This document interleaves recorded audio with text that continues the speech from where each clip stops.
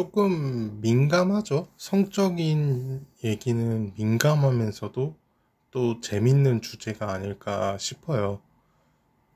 그 섹스 파트너나 원나잇에 대한 생각은 뭐 보수적인 걸 떠나서 아마 대부분이 부정적인 사람이 아닐까 싶어요.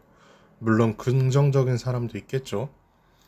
저 같은 경우에는 사실 좀 부정적이었는데 현재는 긍정적입니다.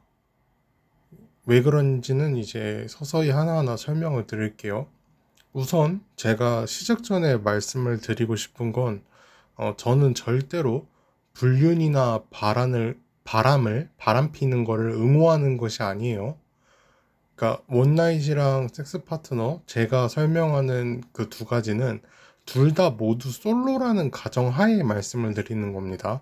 이거를 아시고 들어주셨으면 좋겠어요.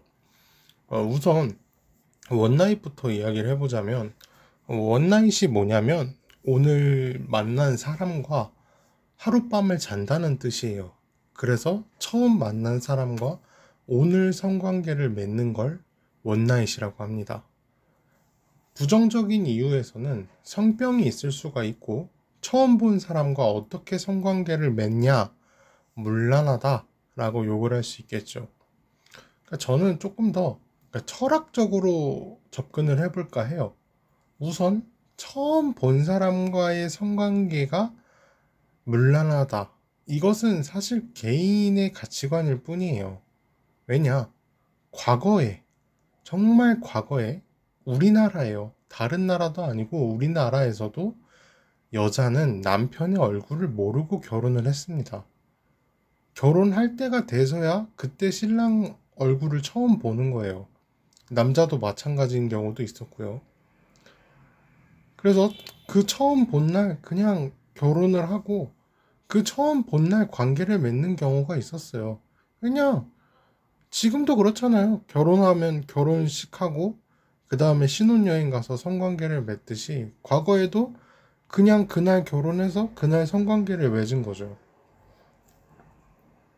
그리고 만약 처음 본 사람과의 성관계가 문란한 것 또한 이것도 사회적인 통념이고 시대에 따른 통념일 뿐이지, 그러니까 완벽하게 문란하지 않은 것은 서로가 혼전순결일 때나 가능하다고 봐요. 왜냐하면 우리가 결국에 결혼을 하게 되는 결혼 상대가 혼전순결이 아닐 확률이 훨씬 높으니까요. 그러니까 혼전순결이라는 것도 양쪽이 혼전순결일 때의 의미가 있는 거지, 사실 한쪽만 혼전순결이라고 해서 의미가 있는 것도 아니잖아요. 또한 문란이라는 말에 좀 집중을 해볼 필요가 있어요. 그러니까 어떤 게 문란하다라고 말할 수 있냐는 거죠. 그러니까 1년의 연애를 뭐 5번을 해요. 그러면 이게 문란한 건지, 아니면 1년 동안 연애를 계속 한 명만 해야, 그리고 그 한 사람과만 해야 문란한 건가? 아니면 단순히 여러 명의 사람과 성관계를 맺기만 하면 그것이 문란함의 기준으로 삼아야 되냐? 아니면 365일, 1년 동안 다 다른 사람과 성관계를 해줘야 그 정도가 돼야 문란한 거다 라고 얘기를 할 수 있냐는 거죠. 그러니까 아니면 뭐 섹스의 횟수로 문란함을 측정을 해야 될까요? 그러면 오히려 일반적인 연인이 훨씬 더 문란할 수도 있죠. 단순하게 횟수로만 보자면요. 왜냐하면 연인끼리 더 자주 할 수가 있으니까요. 또한 뭐 아니면 성관계 시의 행위에 대해서 문란함을 부여를 해야 되냐는 거죠. 뭐 SM이라고 하죠. 과학적인 섹스를 해야 그게 문란하냐는 거예요. 그러니까 문란함을 어떤 것으로 정의하느냐에 따라서 달라진다는 거예요. 그러니까 왜냐면 문란이라는 뜻 자체도 약간 애매모호하고 추상적이에요. 그리고 시대에 따라서 나라에 따라서도 다 달라지는 게, 북한은 기쁨조라고 하죠. 그러니까 현대에서는 있으면 안 되는 일이지만 과거에는 우리나라에도 있었고 다른 나라에도 있었고 원시인 시대에도 저는 있었을 거라고 생각을 해요. 궁녀라고 하죠. 조선시대 같은 경우에는. 궁에만 있는 왕의 여자라는 뜻이에요. 왕 또한 그렇게 살았습니다. 그리고 그게 사실 조선시대의 기쁨조랑 다름이 없죠. 그러니까 문란이라는 기준도 그러니까 시대에 따라서 약간씩 달라진다는 거예요. 홍길동이라고 하죠. 첩의 아들, 어머니를 어머니라 부르지 못하고 아버지를 아버지라 부르지 못하고 우리나라는 실제로 첩이 있던 나라예요. 그러니까 부인이 두 명이 가능했다는 거예요. 그러니까 부인이 두 명이 합법적으로 가능했던 나라였던 거죠. 그래서 그러니까 원나잇이 문란하다는 것에 대한 생각은 일단 여기까지고요. 그럼 성병. 성병은 물론 당연히 조심을 해야겠죠. 그런데 이게 정말 애매한 게 성병이 어디서 걸리는지를 알 수가 없어요. 되게 성병이 있는지도 모르고 살 수도 있고요. 정말 다양하게 걸릴 수가 있어요. 그러니까 헤르페스라는 성병이 있는데 성인 3명 중에 뭐 1명꼴로 걸리는 그런 성병이에요. 근데 이게 성관계로만 전염이 되는 게 아니라 그 립스틱으로도 전염이 된대요. 그래서 얼마 전에도 이제 립스틱 입술에 이제 바르다가 감염이 된 사례가 있다고 하고, 그리고 찜질방이나 목욕탕에서도 감염이 된다고도 해요. 그러니까 여러분들은 살면서 성병 검사를 해보셨는지 모르겠어요. 사실 성병 검사가 뭐 질염이나 뭐 성기에 뭐가 나서 치료의 목적으로 성병 검사를 하지 않는 이상 일반인들은 웬만해서 따로 받을 일이 없어요. 하지도 않고요. 그래서 이게 서로가 성병이 있는지 없는지도 모르고 그냥 그렇게 살다가 나중에 알게 되는 경우거나 원나잇뿐만이 아니라 연인끼리도 걸릴 수 있다는 거예요. 그런데 서로 사귀는 사람끼리 성병이 있나 없나 보통 확인을 하진 않는단 말이죠. 왜냐면 되게 기분이 나쁠 수가 있잖아요. 뭐 여자친구한테 또는 이제 남자친구한테 너 성병 검사 해봐 이러면은 왜 그런 말을 하지? 이렇게 된단 말이에요. 그게 아직까지 우리나라 인식이죠. 원나잇도 마찬가지죠. 그런데 이것 또한 고의로 속이고 막 만나지 않는 이상 알 방법이 없다는 거예요. 그리고 속여도 알 수가 없죠, 사실. 근데 속이고 만나는 애들은 정말 나쁜 사람이죠. 사실상 이게 그냥 성인끼리 동의하에 관계를 맺은 거라 사실상 어쩔 수가 없습니다. 원나잇은 특히나 오늘 하고 내일 안 볼 사람이기 때문이죠. 이제는 거기에 그렇게 정의를 할 수가 있고요. 그래서 좀 조심을 하는 게 좋아요. 저는 원나잇에 대해서는 이해는 하지만 긍정하기에는 약간 불안하다 이렇게 얘기를 하고 싶고요. 일단 성인끼리 동의하에 맺은 거잖아요. 근데 이제 성인이 뭐냐? 저는 이제 완벽한 성인은 스스로 온전한 독립이 가능한 상태가 저는 성인이라고 보거든요. 그래서 저는 아직 성인이 덜 됐다고 생각을 하고요. 사실 성인이 언제 될 수 있을지도 사실 모르겠어요.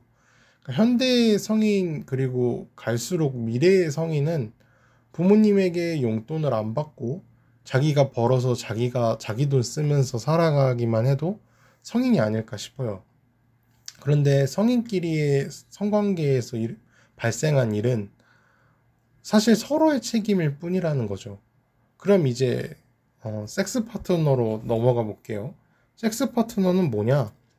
주기적으로 성관계만 맺는 사람입니다. 이걸 보면서 결혼에 대한 책임을 안 지고 성적인 쾌락만을 위해 서로 즐기는 사이라는 게 기괴하고 더럽다고 생각을 하는 사람들이 있어요. 제가 물론 그랬어요. 제가 그래서 이렇게 얘기를 하는 건데 저도 처음에는 그렇게 생각했거든요. 그런데 이게 자 보세요. 성적인 쾌락만을 위해 서로 즐긴다. 이것 자체가 나쁜 걸까요? 그러니까 연애를 하면서 성관계를 왜 할까요? 임신을 해서 아기를 낳으려고? 아니죠. 연애하면서 섹스를 해도 임신이 목적이 아니라는 거예요. 그러니까 섹스의 본질이 뭘까요? 성관계의 본질은 결국에는 번식이에요. 번식이죠.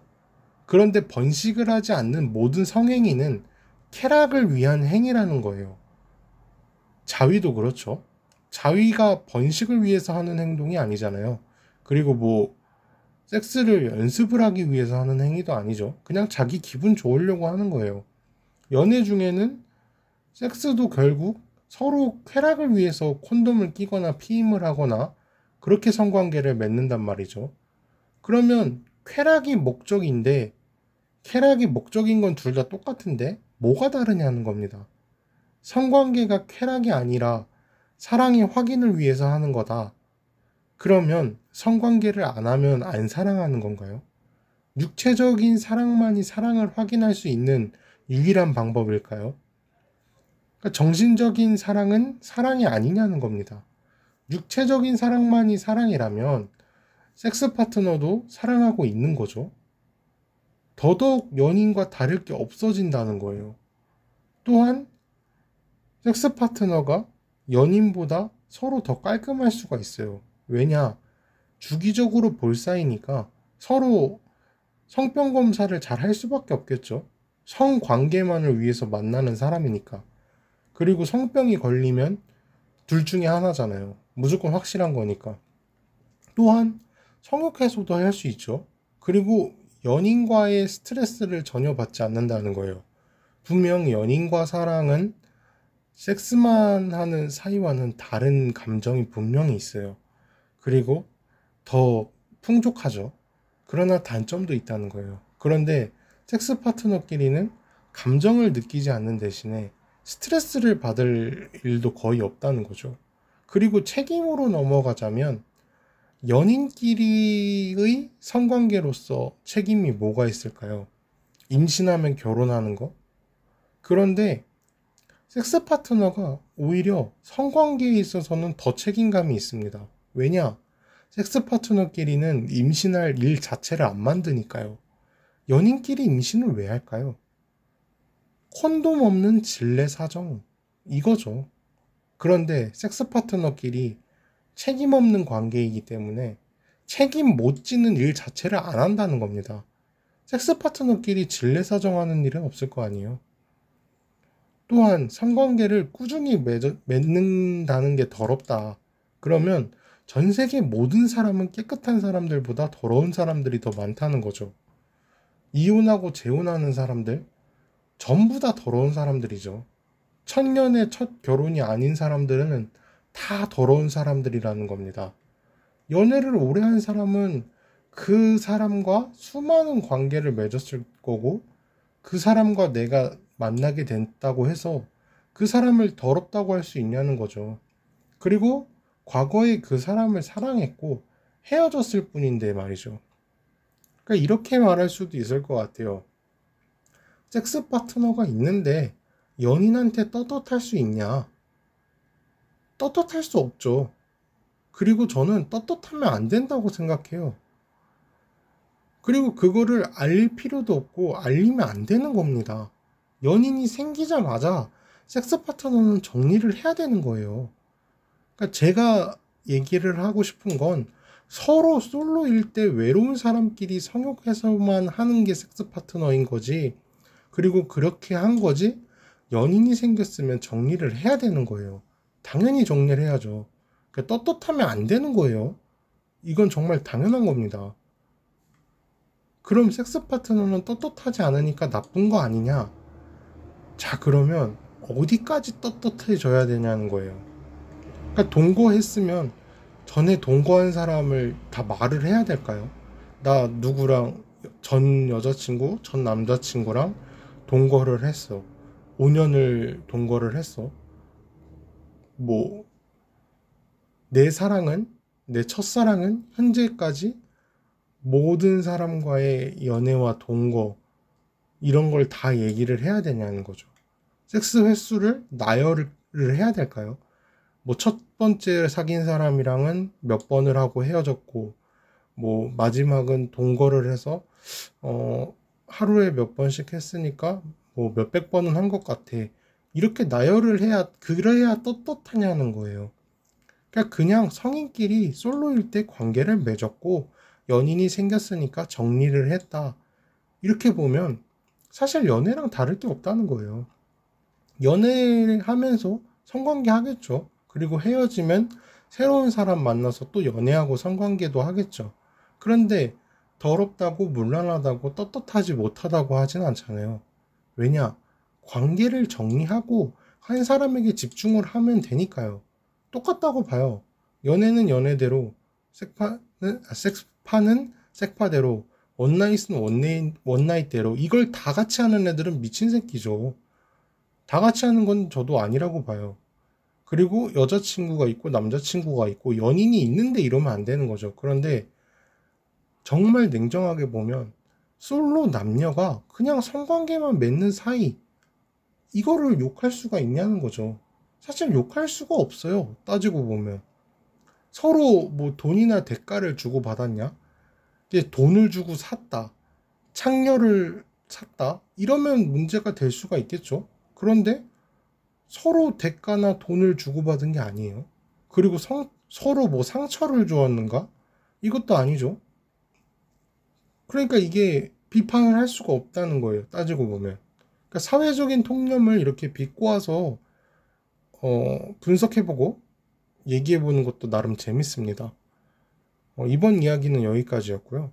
유튜브 영상 설명창에 네이버 폼으로 만든 링크에 들어오시면 고민 상담 또는 이야기해 주셨으면 좋겠는 그런 주제에 대해서 보내주신다면 그것에 대해서 제가 알아보고 글을 쓰고 영상을 또 제작해서 올리도록 하겠습니다.